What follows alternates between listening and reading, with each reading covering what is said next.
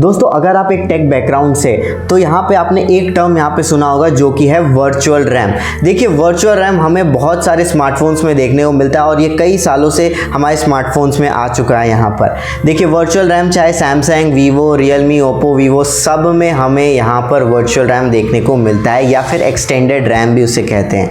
देखिए 8 GB का RAM हो गया और 8 GB का वर्चुअल रैम, तो ओवरऑल हमें लगता है कि यहाँ पे जो स्मार्टफोन की जो रैम है वो यहाँ पे 16 GB हो गई। और कंपनी भी इस चीज़ को ऐसे ही प्रेजेंट करती है कि आपके पास 16 GB रैम आपको यहाँ पर मिल रहा है। लेकिन क्या इस बात में सच्चाई है? क्या उस रैम को एक्सटेंड करने से ओवरऑल जो परफॉर्मेंस है उस पर इफेक्ट नहीं पड़ता? क्या ओवरऑल परफॉर्मेंस यहाँ पे इंप्रूव होती है? इस सब का जवाब मैं आपको इसी वीडियो में दूंगा। दोस्तों अगर चैनल पर पहली बार आए हैं तो प्लीज़ चैनल को सब्सक्राइब करना। चलिए वीडियो को शुरू करते हैं। दोस्तों सबसे पहले यहाँ पे बेसिक से स्टार्ट करते हैं। देखिए यहाँ पे पहले समझते हैं कि रैम क्या होता है और स्टोरेज डिवाइस यहाँ पे क्या होता है। देखिए रैम का मतलब होता है यहाँ पर रैंडम एक्सेस मेमोरी, ठीक है। ये एक वॉलेटाइल मेमोरी होता है। अब इसे है ना बेसिकली यहाँ पे जो कंप्यूटर के प्रोसेसर है ना वो यूज़ करते हैं अपने डेटा को स्टोर करने के लिए। यानी कि कोई भी एप्लीकेशन हम जब चलाएं तो उस डेटा को वहाँ से डायरेक्टली एक्सेस कर सके। अब यहाँ पे जैसे कि मैंने कहा कि ये वॉलेटाइल मेमोरी है, इसका मतलब कि अगर यहाँ पे अपने स्मार्टफोन या फिर कोई पीसी भी यूज़ कर रहे हो, उसको यहाँ पे ऑफ कर दिया फिर उसके बाद ऑन किया तो वो मेमोरी यहाँ से उड़ जाएगा, इसलिए हम उसे वॉलेटाइल मेमोरी कहते हैं। और यहाँ पे अगर रैम की बात की जाए तो रैम बेसिकली जो मदरबोर्ड या फिर जो लॉजिक बोर्ड होता है ना उसी के साथ कनेक्टेड रहता है। अगर नहीं भी होगा तो उसका स्लॉट होगा रैम का, जहाँ पे आप रैम लगाओगे वो स्लॉट कहीं ना कहीं कनेक्टेड होगा आपके मदरबोर्ड के साथ। तो रैम आपका बेसिकली क्लोज रहता है मदरबोर्ड से, या फिर उसका अगर स्लॉट रहेगा तो भी वो मदरबोर्ड से ही कनेक्टेड रहेगा। बात करते हैं यहाँ पर स्टोरेज डिवाइस की। देखिए स्टोरेज डिवाइस अलग अलग टाइप के आते हैं और हमने ओवर द ईयर्स बहुत सारी ऐसे डिवाइसेस देखे जिसमें आप डेटा को स्टोर करते हैं। चलिए अगर 21st सेंचुरी की यहाँ पे और 2024 की बात की जाए तो दो सबसे मेन स्टोरेज यहाँ पे आ जाते हैं। एक तो हार्ड डिस्क, ठीक है, जिसको HDD भी कहते हैं, और SSD भी कहते हैं, जो सॉलिड स्टेट डिस्क होता है। वो सॉलिड स्टेट डिस्क फास्टर होता है कंपेयर टू हार्ड डिस्क। इसकी बात हम कभी बाद में करेंगे। लेकिन ये जो दो डिवाइसेस है इसी को हम यूज़ करते हैं किसी डेटा को स्टोर करने के लिए। अब इसमें रैम के बीच में इसका डिफरेंस ये है कि ये नॉन वॉलेटाइल होता है, यानी कि अगर इसे आप पावर ऑफ कर दोगे, ऑन फिर करोगे तो डेटा रिटेन ही रहेगा। यानी कि यहाँ पर डेटा स्टोर रहता है। जब तक कोई ह्यूमन या फिर कोई बाहर से आके उस डेटा को यहाँ पे डिलीट ना कर दे तब तक वो डिलीट नहीं होगा, वो डेटा यहाँ पे स्टोर करके रहेगा। वही होता है स्टोरेज डिवाइस। दोस्तों अब सवाल आता है कि रैम और क्या रैम या फिर स्टोरेज दोनों जो है वो सेम है? तो इसका आंसर है नहीं, दोनों सेम नहीं है, दोनों के अलग अलग फंक्शन है, ठीक है। एक हम अपना जो डेटा है उसको स्टोर कर सकते हैं जो कि स्टोरेज डिवाइस हो गया, रैम एक वॉलेटाइल मेमोरी हो गया, ठीक है। उसमें हम यहाँ पर कुछ भी स्टोर नहीं कर सकते, वो कंप्यूटर का प्रोसेसर बेसिकली उसको यूज़ करता है। ये चीज़ हमें पता चल गई। अब वर्चुअल रैम पे आने से पहले चलिए थोड़ा सा बात कर लेते हैं इन दोनों की स्पीड के बारे में। रैम वर्सेस अगर यहाँ पर हम स्टोरेज डिवाइस की कोई भी लें, उसकी जो स्पीड है उसमें हमें कितना डिफरेंस देखने को मिलता है। हमें ये पता चल गया कि डिफरेंस है, लेकिन कितना डिफरेंस है चलिए एक एग्जांपल से समझते हैं। देखिए यहाँ पे अगर रैम की बात करें तो LPDDR5 की यहाँ पे बात की जाए डेटा ट्रांसफर स्पीड की, तो वो करीबन 8533 MB/s आता है। हम यहाँ पे खाली डेटा ट्रांसफर स्पीड की ही बात करेंगे। अगर UFS 4.0 स्टोरेज की बात की जाए तो उसकी यहाँ पे स्पीड आएगी 4200 MB/s। ये जो स्पीड है इसकी रीड स्पीड देखने को मिलते हैं। अगर राइट स्पीड की बात की जाए तो यहाँ पे 2800 MB/s का यहाँ पर हमें स्पीड देखने को मिलता है। अब ये देख सकते हो कि कितना डिफरेंस है। रैम यहाँ पे हमेशा फास्टर होता है कंपेयर टू स्टोरेज डिवाइस, और यहाँ पे कंपनीज क्या कर रही है, वर्चुअल रैम हमें दे तो रही है, लेकिन वर्चुअल रैम वो जो स्टोरेज डिवाइस में दे रही है उसका जो रीड एंड राइट स्पीड है वो इतना ज़्यादा नहीं होता है। चलिए इसको थोड़ा सा और एक्सप्लेन करते हैं। उससे पहले समझते हैं कि वर्चुअल रैम क्या होता है। देखिए यहाँ पे जो वर्चुअल मेमोरी है, वर्चुअल मेमोरी को लोग कंफ्यूज कर देते हैं कि ऐसा लगता है कि एक कोई नया टर्म है और कोई नई टेक्नोलॉजी कुछ साल में है, लेकिन ऐसा नहीं है। देखिए वर्चुअल जो रैम है ना वो बेसिकली वर्चुअल मेमोरी से ही आया हुआ है। अगर आपने स्कूल में भी पढ़ा होगा कि वर्चुअल मेमोरी का मतलब, ये नाम तो सुना ही होगा। ये वर्चुअल मेमोरी बेसिकली हम पीसीज में यूज करते हैं। अब ये क्या है कि जो वर्चुअल मेमोरी है ना वो एक मेमोरी मैनेजमेंट टेक्निक कह लीजिए, ठीक है, जो कि सेकेंडरी मेमोरी को यूज करता है as a part of the main memory. यानी कि उसको रैम की तरह यूज करने के लिए हम जो सेकेंडरी स्टोरेज है उसका यूज करते हैं, वही होता है वर्चुअल मेमोरी। देखिए यहाँ पे जो वर्चुअल मेमोरी है वो दोनों हार्डवेयर और सॉफ्टवेयर दोनों का यहाँ पे यूज करता है। जब भी यहाँ पे रैम कम पड़ता है तो यहाँ पे क्या है, ट्रांसफ़र होता है फाइल्स यहाँ पे रैम से लेके सीधा डिस्क मैनेजमेंट में। देखिए चलिए इसे एग्जांपल से समझते हैं। मान लीजिए कि एक कंप्यूटर जिसमें 8 GB का रैम हमें देखने को मिलता है और उस पर आप बहुत सारे प्रोग्राम्स को रन कर रहे हो, बहुत सारे प्रोसेसेस रन हो रहे हैं बैकग्राउंड में भी।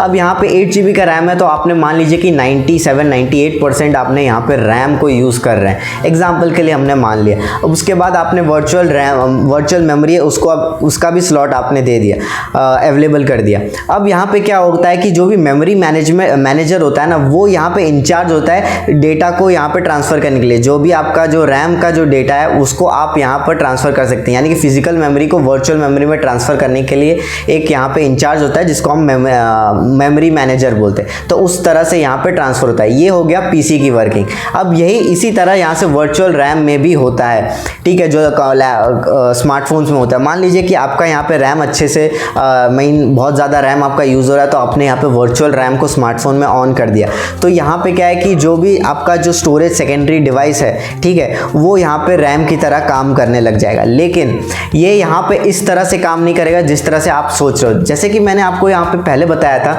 कि यहाँ पे जो स्पीड है ना, उस स्पीड में बहुत डिफरेंस है। स्पीड में डिफरेंस तो डेफिनेटली यहाँ पे परफॉर्मेंस इतनी अच्छी नहीं होगी, क्योंकि जो डिस्क स्टोरेज होता है उसकी इतनी स्पीड नहीं होती, राइट एंड रीड स्पीड है वो बहुत कम होती है। तो यहाँ पे आप गेमिंग करोगे तो इससे ये नहीं होगा कि परफॉर्मेंस बढ़ जाएगा। एक्चुअली में जो डिवाइस का जो स्टोरेज है उसकी जो स्पीड है वो कम है, तो ओवरऑल जो परफॉर्मेंस है वो यहाँ पे कम रहेगा। चलिए थोड़ा सा डिसएडवांटेजेस की बात करते हैं जिससे कि आपको पिक्चर यहाँ पे पूरा क्लियर हो जाए। देखिए सबसे पहला इसका डिसएडवांटेज इसकी, तो पहले तो बात करें वर्चुअल रैम का, अगर यूज़ करें तो उसकी स्पीड नहीं होती। यानी कि अगर कोई भी एप्लीकेशन आप यहाँ पे अगर रन कर रहे हो, ठीक है, तो वो इतना फास्टली यहाँ पे नहीं करेगा, एप्लीकेशन स्लोली ही काम करेगा। अगर आप बहुत हैवी गेम्स खेलते हो, BGMI, जेंशिन इम्पैक्ट, तो उसमें वर्चुअल मेमोरी इतना अच्छे से काम यहाँ पर नहीं करने वाला। देखिए BGMI और PUBG की बात करें तो उसको ज़्यादा रैम लगती भी नहीं है, लेकिन हैवी गेम्स जैसे जेंशिन इम्पैक्ट की यहाँ पर बात कर लें तो यहाँ पर अगर आप उसको यूज़ कर रहे हैं गेम का, वर्चुअल मेमोरी का इस्तेमाल कर रहे हैं और जो मेन जो रैम है वो भी पूरा फुल हो गया है, तो डेफिनेटली परफॉर्मेंस जो होगी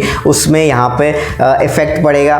प्लस जो एप्लीकेशंस है वो डेफिनेटली स्लोअर रन करेंगे, बिकॉज की डिस्क स्टोरेज की जो स्पीड है वो यहाँ पर कम होती है। देखिए दूसरा यहाँ पे आता है, जब भी आप वर्चुअल रैम का इस्तेमाल करोगे तो जो भी डेटा यहाँ से ट्रांसफ़र होगा उसको आपका मैपिंग होगा, तो यहाँ पे क्या है कि एक्स्ट्रा हार्डवेयर की ज़रूरत होगी, एड्रेस ट्रांसलेशन की यहाँ पे ज़रूरत होगी, तो जिसकी वजह से ओवरऑल प्रोसेस ही यहाँ पे स्लो हो जाएगा। यानी कि रैम से लेकर वर्चुअल रैम में जाने में उसी में ही टाइम लग जाएगा, तो यहाँ पे एप्लीकेशंस पहले इतने अच्छे से काम नहीं करेगी। तो ये भी एक दूसरा डिसएडवांटेज। दोस्तों यहाँ पे तीसरा यहाँ पे डिसएडवांटेज ये आता है, और ऐसा हो सकता है कि यहाँ पे जो भी एप्लीकेशन आप वर्चुअल रैम या वर्चुअल मेमोरी में आप इस्तेमाल कर रहे हैं तो उसको टाइम लग सकता है स्विच होने में, ठीक है। और तो ये एप्लीकेशंस की स्विचिंग में भी प्रॉब्लम आता है कि जो यहाँ पे वर्चुअल मेमोरी का यूज़ करा है या वर्चुअल रैम का, उसको बाद में अगर इधर इस तरफ स्विच होना और इस वाले रैम पे आना हो मेन पे, तब भी यहाँ पे स्विचिंग में टाइम लगेगा। चलिए अब सीधा कंक्लूजन पे चलते हैं। देखिए यहाँ पे ओवरऑल जो ये कंपनीज करती है वर्चुअल रैम को लेके, ये प्योरली गिमिक है, ठीक है। अगर इसमें छोटा मोटा एप्लीकेशंस हो तो म्यूजिक ऐप्स हो गए या फिर कोई बेसिक छोटे मोटे नोट्स वगैरह के ऐप हो गए, तो यहाँ पे वर्चुअल रैम ठीक है। लेकिन हैवी गेम्स की यहाँ पे बात कीजिए, कुछ ऐसे एप्लीकेशंस जिसको यहाँ पे अच्छे स्पीड की ज़रूरत है, ठीक है, तो यहाँ पे वो रैम का इस्तेमाल करेंगे। वर्चुअल रैम की इतना फीजेबल नहीं है क्योंकि उसकी स्पीड ही इतनी होती।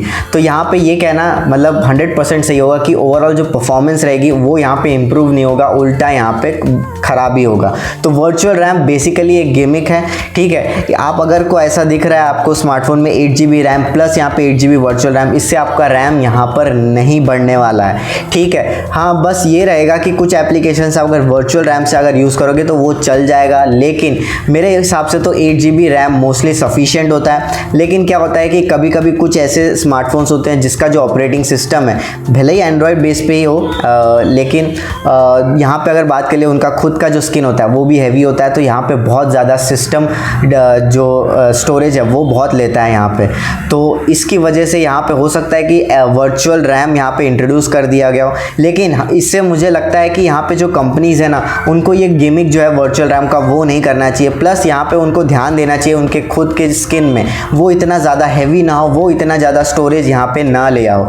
अभी सबसे अच्छा एग्जांपल HyperOS का ले लीजिए जो कि Xiaomi का है। अगर हमने इसके जो अर्ली यहाँ पे HyperOS के जितने भी यहाँ पे लीक्स निकल के आए और जितना भी मैंने देखा है इंटरनेट पे और यहाँ पे पढ़ा है, तो यहाँ पे एक चीज़ मैंने नोटिस की कि जो हाइपर ओएस है ना, यहाँ पे जो सिस्टम में जो डिवाइस यहाँ पे जितना सिस्टम जितना खा रहा है ना, वो काफ़ी काफ़ी कम है कंपेयर टू जो Xiaomi का जो पुराना वाला MI UI था।